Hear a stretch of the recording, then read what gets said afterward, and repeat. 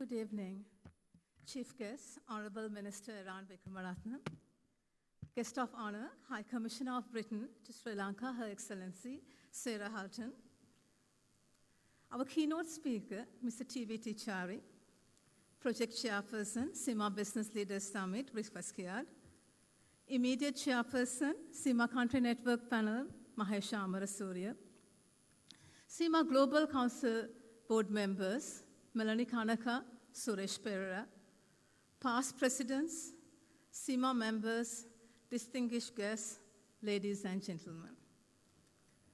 This year is a special year for CIMA, as mentioned by Rifka and Irene.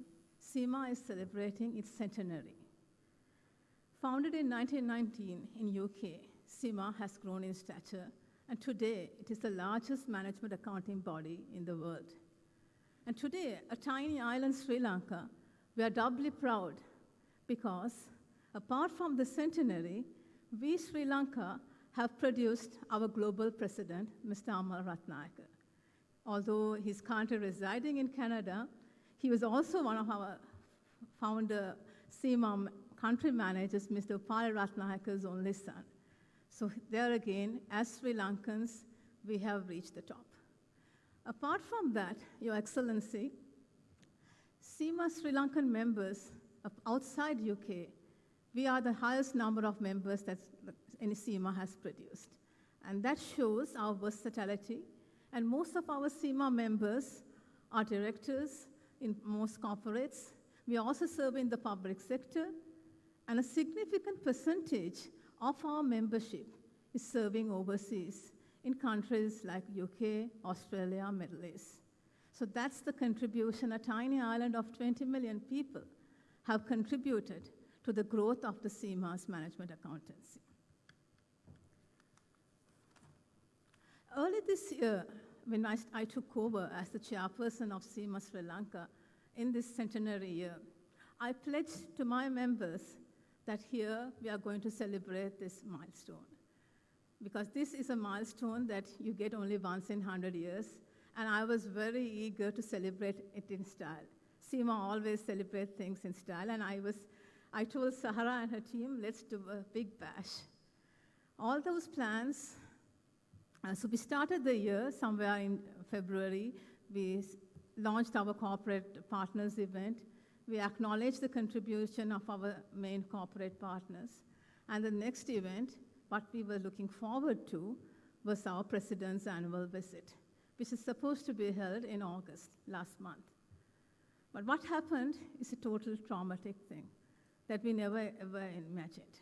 On 21st April, on the Easter attacks, the entire country went numb. It was a total devastation. I come from an unfortunate generation because my generation was exposed to a 3-year decade conflict of North and East, and we were just coming out with the peace dividend, and we almost celebrated peace for a decade when this unfortunate incident happened. This hotel itself, Shangri, was devastated, and we lost a lot of lives. In that moment, my first thought, I called Sahara and asked, any injuries, any victims for any CIMA members? Has anything happened to our members or to our students? She said there were some incidents, but not to a great level. But it was kind of a relief that there were nothing significant harm for our CIMA members. But then, we as fellow Sri Lankans, we had to share the grief. Immediately, we appealed to CIMA UK that there was a fund that has been created by the Archbishop, and that we have made an appeal to CIMA to please tell your global partners, global members to contribute to the Archbishop's Trust. And then, the next step what we did was how to deal with the trauma. Because although we have been used for a 30-year conflict, after this 10-year break, it was a total numbing. We were all dumbfounded. It was totally a shattering experience for all of us. And we engaged a psychologist, Ms. Roseanne Curry, to deal with an evening forum with our members on how to deal with trauma, how to deal with tragic things. And in addition to that, we as a professional body thought it's the right time to make our voices heard. Enough is enough. And we invited the central bank governor, Dr. Indrajit Kumaraswamy, senior military officers to give us a security brief on what's the, this is just immediately after the attack somewhere in May, of what the country's security situation was, whether it's safe. And then we invited some of our leading CIMA members who are spearheading boards to come out of this, because we should never bow down to terrorism. We Sri Lankans are resilient. And today, after 4.5 months of that tragic episode, I speak to a 700+ audience on the same premise it was attacked. And that shows, Your Excellency, how resilient we are. We are a nation which will bounce back. And in fact, we told CIMA when we will go ahead with the Business Leaders Summit. Although we postponed our celebratory events, the president unfortunately couldn't make it this time because of the negative travel advisories. That's another appeal I would make to Your Excellency. Please lift all the negative travel advisories from not just from UK, but all from developed countries, especially this is one barrier that as Sri Lankans that we face, the negative travel advisory. So with all that in mind, we thought it's not a time to celebrate. We postponed our centenary ball to next year, and my colleague Rifka will take it over, because this year we would be concentrating on celebrating our strengths, our diversity. And for the first time, we at CIMA Sri Lanka decided to celebrate all special religious events, cutting across Muslim, Islam, Buddhism, Christianity. So we initially started with celebrating Iftar, and then celebrated the Pusun, and we continue to herald these events to showcase our strength and diversity cutting across religions, because we need to come out of this, and we as Sri Lankans need to be united to take this country forward. Particularly on this topic, art of leading the shift, it's an apt topic in the times which is turbulent. It's so devastating. Corporates have to undergo changes all the time. We thought that this topic is timely. In addition to all that, I urge my members to look into another hallmark that the society look upon us. We as accountants are guardians of public trust, not just in public institutions, but also in corporate boards, and also in any other sphere that we take over, even voluntary work. We need to have our integrity intact. In today's corporate context, it is a very challenging situation. We face so much of pressures, and there again, with the rising cost of living, when you have families, there is a debacle whether to sacrifice your integrity to safeguard your job. In that line, we've requested CIMA to come up with a hotline wherever a member is in distress, whether we should be able, when he or she is in an ethical dilemma, whether CIMA, the senior presidents or past presidents could guide these members to ensure that our ethics and integrity is not compromised. We speak of corporate governance, we speak of so many words, glossy words in annual reports. But when it comes to practice, it's not the same. It's a different world. So in that light, management accountants, we have to play our role in the society. Lastly but not least, I also take this opportunity to thank Sahara, Rifka, the Member Development Committee in organizing this event. In addition to that, CIMA is also conducting several master courses. We can't be complacent to say that we've completed CIMA, we've done our exams, we enrolled for our membership, then we are hands off. No. In this turbulent environment, you need to continuously update your knowledge. be it terms, accounting standards, taxation, or the day-to-day newspapers. You need to know what's happening around the world. In that light, I urge all members to attend our events. And the next month, we are also organizing a CXO forum on the digital economy. So I appeal to all members to come forward, participate in our events, young and old. I look forward to your participation. Lastly, I wish the committee success, and hopefully the deliberations of this conference will make our country more prosperous, and then we could all look forward to a greater 2020. Thank you.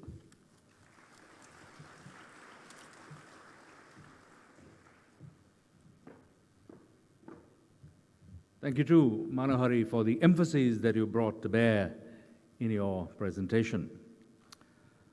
Our guest of honor on this occasion is an alumna of the University of Bristol, and her degree is in politics, but is of interest to know that her focus has been South Asia. She has previously served in Zimbabwe, as well as the Philippines, and working in the Foreign Office, she has been involved with aspects of counterterrorism, counter-proliferation, conflict prevention, as well as consular rights and so on. And just prior to her appointment as the High Commissioner for Britain here in Sri Lanka, she served in London and was head of the Pacific Department and head of DPRK Department and head of diversity and equality. And we thought we would like to mention that for her services to her people, she has been recognized with the titular honor and OBE as recently as this year, 2019. So we're very happy to have with us Her Excellency Sarah Hulton. You already know that she's here, but we thought we'd formally mention that fact. And now to our chief guest. I think he does not need that much of an introduction. He's very well known, as was suggested by one of our previous speakers. And it is known that he is one with a background in economics and read for his MSc at the University of London, and is also an Eisenhower Fellow. And prior to entering the legislature, he, of course, served as a banker. And of relevance, perhaps, to this subject matter that involves this conference, he was the founding chairman of the Information Communications Technology Agency, or ICTA, and notably pioneered the effort known as e-government with that particular program within ICTA. So with much respect, we invite the State Minister of Finance, Mr. Iran Wickramaran.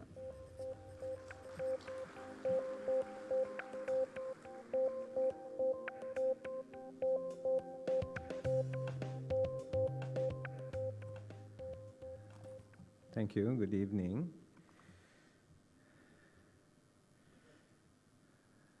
Her Excellency Sarah Hulton, British High Commissioner,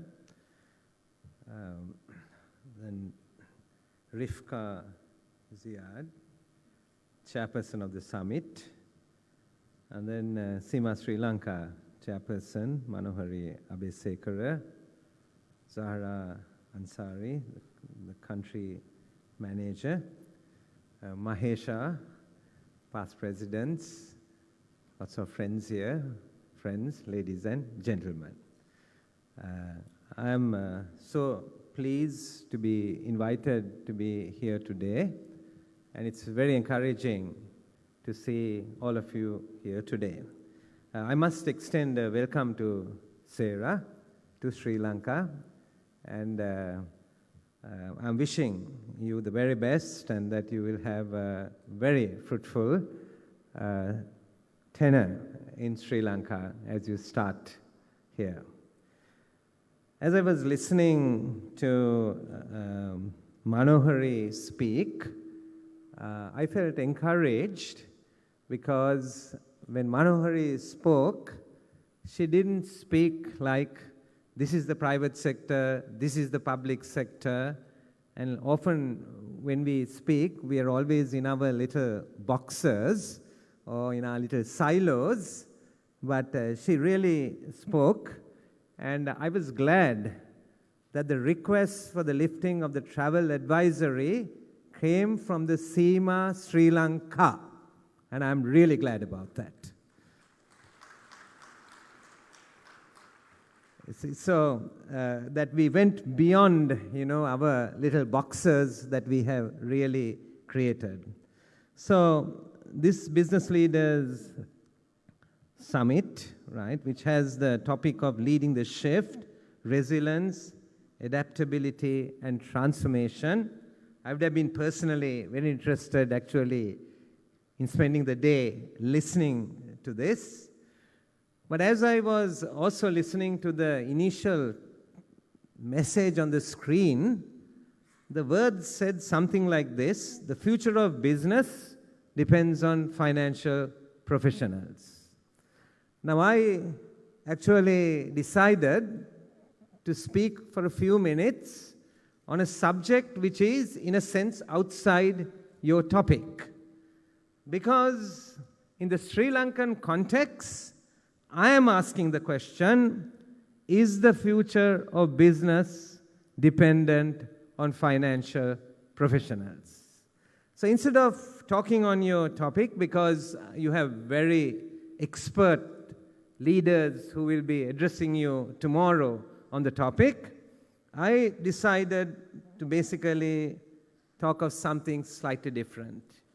I do not think that a country can proceed beyond its public sector. And therefore, for a thriving public sector, we need to make some mental shifts in how we are actually going to change it. I was for a moment looking at this theme and saying, if this summit was about the public sector of this country, the art of leading the shift, adaptability, resilience, and transformation, what a difference it would actually make. So we need to think of the role of the public sector. And when we are thinking of the role of the public sector, I would put the politicians on one side, and I would put the public servant or the bureaucracy on the other side.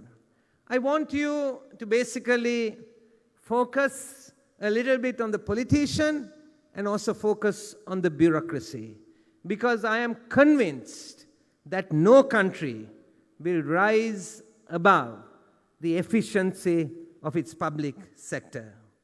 People always come to me and say, what's wrong with it? We need to change. And then they look at me but don't say it. But what have you done about actually changing it? And I sometimes feel discouraged because I think that everybody's missed the point. It's not a few people who are going to change it. But if we begin to look at society outside the silos that we are in, we could really bring change. So therefore, we need to reassess our social contract. To begin with, we need to come to an understanding and agree on what we think should be changed. The foundational issue of management in the public sector lies in its rewards and punishment system. Unlike in the private sector, promotions, bonuses are not based on performance, and there is no functioning system of penalization for wrongdoing. In fact, most decisions are at the discretion of somebody, often politicians. Government recruitment is also politicized. Along with the lack of market-based salaries, the sector is unable to attract educated professionals, thus further hurting the bureaucracy's efficiency. Those working in the bureaucracy know that their rewards and punishments are not often based on performance. We must all agree that if we are going to change this, that we need to all get together. If I could say something about politicians, we must all agree that if you are a member of parliament and if you are invited to serve in the cabinet of the country, you should not have business interest. There are 225 of us in parliament. Sri Lanka needs only about 30 people in its cabinet. And if somebody is invited to serve in the cabinet of the country, then they must not have business interests. We have a choice to continue as a member of parliament or to continue in our profession or in our businesses. Often I have people come up to me and say things like, we need national policies. It doesn't matter which party is in government, we need national policies. I don't disagree with you, but there are more fundamental issues first to be resolved. I remember in 2014, in the run-up to the presidential election, academics, professionals, lots of people got together. Papers were presented, reports were written on national policies, on education, on health, on agriculture, you name it. National policies were written. But we are not short of those policies. We are short of more fundamental issues. And that's why I'm raising it.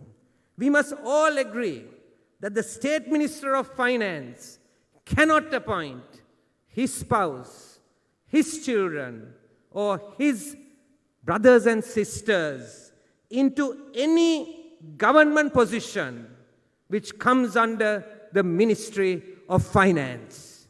We must all agree on that. If you don't agree, and if you don't put the pressure, none of this is going to change Sri Lanka's future. That is why I decided that I'm not going to be speaking on your topic because there are better experts to speak on this topic. But there are more fundamental things that we must agree on if we are really going to change the future of this country.